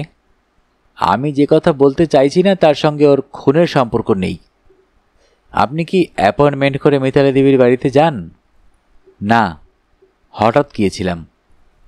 কিন্তু একটা অ্যাপয়েন্টমেন্ট আপনাদের মধ্যে হয়েছিল? সেভাবে নয়। মিতালি দেবী দেশে এসেছেন তার বাবার মৃত্যুর খবর পেয়ে প্রায় 1 মাস আগে। এর মধ্যে তার সঙ্গে আপনার মাত্র একবারই দেখা হয়েছিল কি? হ্যাঁ। You are not a good liar. Please সত্যি কথা বলুন, তাতে আমাদের তদন্তের সুবিধে হবে। কিছু কথা আমি বলতে বাধ্য নই। আপনি কি জানেন, পৃথিবীতে যেখানে যত বিবাহিতা মহিলা খুন হন তাদের অধিকাংশের খুনের পিছনেই থাকেন তাদের হাজবেন্ডরা। শতকরা 90টা কেসেই। জানি। জানেন কি যে এই কেসেও আপনি প্রাইম সাসপেক্ট? অনুমান করছি, কিন্তু আমার কিছু করার নেই। You are a cool customer. Mithu একটা দীর্ঘশ্বাস ফেলল, কিছু বলল না। মিঠুবাবু, আপনার পাসপোর্টটা একটু দেখাতে পারেন? পাসপোর্ট? আমার পাসপোর্ট নেই। সে কি, পাসপোর্ট করাননি? না, আমার দরকার পড়েনি। এই জেরক্স কপিগুলোর হাতের লেখা চিনতে পারেন? পারি। মিতালির লেখা। মিতালির লেখা বলে চিনলেন কি করে? বলতে পারবো না, চিনি। এ হাতের লেখা কোথায় দেখেছেন? চিঠি বা ডায়েরিতে? মনে নেই। তিনি আপনাকে চিঠি লিখতেন? না। আপনি ডায়েরির এই 3টি কপি একটু পড়ে দেখুন। মিঠু কপিগুলো হাতে নিল, পড়তে লাগল। তার মুখের দিকে ঈগলের মতো তীক্ষ্ণ দুটি চোখ নিষ্পলক নিবদ্ধ রইল সারাক্ষণ। মিঠুর মুখে তেমন কোনো ভাবান্তর হল না। পড়া শেষ করে সে একটা শ্বাস ফেলে মাথা নিচু করে বসে রইল। মিঠুবাবু, আমি ক্রাইমের লোক, হৃদয়ের ব্যাপারটা ভালো বুঝি না। এই ব্যাপারটা আমার কাছে খুবই অবাক ঠেকছে। আপনি কি ব্যাখ্যা করতে পারেন? না। আপনার কি মনে হয় এগুলো ফলস এবং ফ্রড? কেউ মিতালির হাতের লেখা নকল করে আমাদের বিভ্রান্ত করতে চাইছে? হতে পারে। আর তা যদি না হয়, যদি সত্যি মিতালি দেবীর লেখা হয়, তাহলে বুঝতে হবে তিনি আপনার প্রেমে হাবুডুবু খাচ্ছিলেন। মিঠু জবাব দিল না। হাবুডুবুই যখন খাচ্ছিলেন, তখন তার পক্ষে সবচেয়ে স্বাভাবিক হলো দেশে ফিরেই আপনার সঙ্গে যোগাযোগ করা, তাই না? নাও হতে পারে। সেটা কি রকম? অনেকে আছে মনে মনে অনেক কিছু বানিয়ে নেয়, বাস্তবকে এড়িয়ে চলে। মিতালি কি সাইকিয়াট্রিক কেস? আমি জানি না। আপনি এম সেন অ্যান্ড অ্যাসোসিয়েটসের নাম কখনো শুনেছেন? খুব সূক্ষ্মভাবে একটু শক্ত হয়ে গেল কিনা মিঠু তা ভালো বুঝতে পারল না সবর। একবার চকিত দৃষ্টি নিক্ষেপ করে মাথা নিচু করল, বলল, কেন? আহা, শুনেছেন কিনা বলুন না। শুনতেও পারি। শুনেছেন মশাই, শুনেছেন। কলকাতার পুরনো অ্যাটর্নি, আপনার শ্বশুর এদের মক্কেল ছিলেন। ও, আপনি কি জানেন এদের কাছে মিতালি দেবীর একটা ডিড আছে? থাকতে পারে। অত নির্বিকার থাকবেন না। ডিডটা আপনার নামে করা। মিতালি দেবী তার সব সম্পত্তি রক্ষণাবেক্ষণের ভার আপনাকে দিয়ে গেছেন। আপনি এখন এক বিশাল সম্পত্তির মালিক, তাই না? কাস্টোডিয়ান আর মালিক তো এক কথা নয়। ডিডটা কি আপনি দেখেছেন? মিতালি দেবীর কলকাতার যাবতীয় সম্পত্তি দেখাশুনো, প্রয়োজনে বিক্রি করা বা যে কোনো সিদ্ধান্ত নেওয়ার অধিকার আপনাকে দেওয়া হয়েছে। পাওয়ার অফ অ্যাটর্নি একটা সাধারণ জিনিস। খুব সাধারণ কি? তাছাড়া মিতালি দেবীর সিঙ্গেল ব্যাংক অ্যাকাউন্টকে সম্প্রতি জয়েন্ট অ্যাকাউন্ট করা হয়েছে আপনার সঙ্গে। এটাও স্বাভাবিক। মিঠু একটা শ্বাস ফেলে বলল, কলকাতায় ওদের বিষয় সম্পত্তি দেখাশোনা করার কেউ নেই। ফলে ফলে উনি ওর ডিভোর্স করা স্বামীকে পরম বিশ্বাসে সবকিছুর ভার দিয়ে ফেললেন। মিঠু চুপ। মোটিভটা উনিই তৈরি করেছিলেন। মিতালি দেবীর সবচেয়ে বড় ভুল হয়েছিল আপনাকে এতটা বিশ্বাস করা। সবকিছু যেই হাতের মুঠোয় এলো, অমনি নিষ্কণ্টক হওয়ার জন্য আপনি তাকে নির্মমভাবে সরিয়ে দিলেন। কাজটা আমি করিনি। নিজের হাতে করেননি বলছেন? তাহলে কি ভাড়াটে খুনি অ্যাপয়েন্ট করেছিলেন? মিতালিকে খুন করার কোনো কারণ আমার ছিল না। এগুলো কি কারণ নয়? আমার কাছে নয়। তাহলে আপনার সুবিধের জন্য আমি ঘটনাগুলো একটু সাজিয়ে দিই। শ্রীমতী মিতালি ঘোষ একদিন আমেরিকায় একটি ঘটনা থেকে আবিষ্কার করলেন যে তিনি আপনাকে আকণ্ঠ ভালোবাসেন। সেই হদ্দমধ্য ভালোবাসাই এই রোমান্টিক ও একটু ইমপ্র্যাকটিক্যাল মহিলা ডায়েরিতে পাতার পর পাতা নিজের হৃদয়াবেগে ভরে ফেলতে লাগলেন। অথচ ইগো এবং লোকলজ্জায় আপনার সঙ্গে যোগাযোগ করে উঠতে পারলেন না। দেশে ফিরে এসে বরুণ ঘোষ কিছুদিন পর মারা গেলেন। মিতালি দেবী সেই মৃত্যু উপলক্ষে দেশে ফিরলেন। তিনি তখন সম্পূর্ণ একা। এই অবস্থায় তিনি আকুল হয়ে লজ্জা সংকোচ ঝেড়ে ফেলে প্রথমেই ছুটে এলেন আপনার কাছে। হয়তো আত্মসমর্পণও করলেন। এই গ্যাপগুলো আপনি যদি ভরাট করতে পারতেন তাহলে আমাদের পক্ষে সুবিধে হতো। যাকে যা বলছিলাম, উনি তো আপনার প্রেমে হাবুডুবু খাচ্ছিলেন, কিন্তু আপনি তো খাচ্ছিলেন না। আপনার বুকে দীর্ঘকালের একটি অপমান বিষধর সাপের মতো অপেক্ষা করছিল। আপনার জন্মমাস নভেম্বর। আপনি একজন স্করপিও। স্করপিওর জাতকদের প্রতিশোধ স্পৃহা হয় সাংঘাতিক। তার উপর আপনি লোভী। সম্পত্তির লোভেই না আপনি মিতালি ঘোষের অতীতের কলঙ্কের কথা এবং বিয়েতে তার অনিচ্ছা জেনেও তাকে বিয়ে করেন। হয়তো বিয়ের পর তার সম্পত্তি হাতিয়ে নিয়ে তাকে তাড়িয়ে দিতেন, কিন্তু থ্যাঙ্ক গড মিতালি দেবী সময় থাকতেই আপনাকে ডিভোর্স করে আমেরিকায় চলে যান। আপনার কপালটা কিন্তু দারুণ ভালো। মিতালি দেবী সম্মোহিতের মতো ফিরে এসে আপনার কাছে নিজেকে সমর্পণ করলেন। এর চেয়ে সুবর্ণ সুযোগ আর কি হতে পারে বলুন? তার উপর আপনি একজন গুন্ডা প্রকৃতির লোক, নিষ্ঠুর ও আবেগহীন, এক কুল কাস্টমার। আপনি মিতালির তালে তালে একটু নাচলেন, তার সম্পত্তির কাস্টোডিয়ান হলেন। জয়েন্ট অ্যাকাউন্টের কয়েক লাখ টাকা আপনার নাগালের মধ্যে এসে গেল। এরপর মিতালি দেবীর মতো একজন আবেগ সর্বস্ব সিটিয়াল মহিলাকে জিয়ে রাখার কোনো কারণ আপনার ছিল না, তাই না? নিজেই হোক বা ভাড়াটে লোক দিয়েই হোক আপনি তাকে সরিয়ে দিলেন। বাই দি বাই, খুনের দিন রাতে 1টা থেকে 2টোর মধ্যে আপনি কোথায় ছিলেন বলুন তো? শুনতে শুনতে শেষ হয়ে গেল আমাদের আজকের গল্প। যারা এখনও অডিও বুক বাই মেহেদি চ্যানেলটি সাবস্ক্রাইব করেননি, অনুরোধ থাকবে চ্যানেলটি সাবস্ক্রাইব করে বেল আইকনটি অন করে দিবেন। সবাই ভালো থাকবেন, সুস্থ থাকবেন এবং বেশি বেশি করে বই পড়বেন, কারণ বইয়ের চেয়ে ভালো বন্ধু আর হয় না।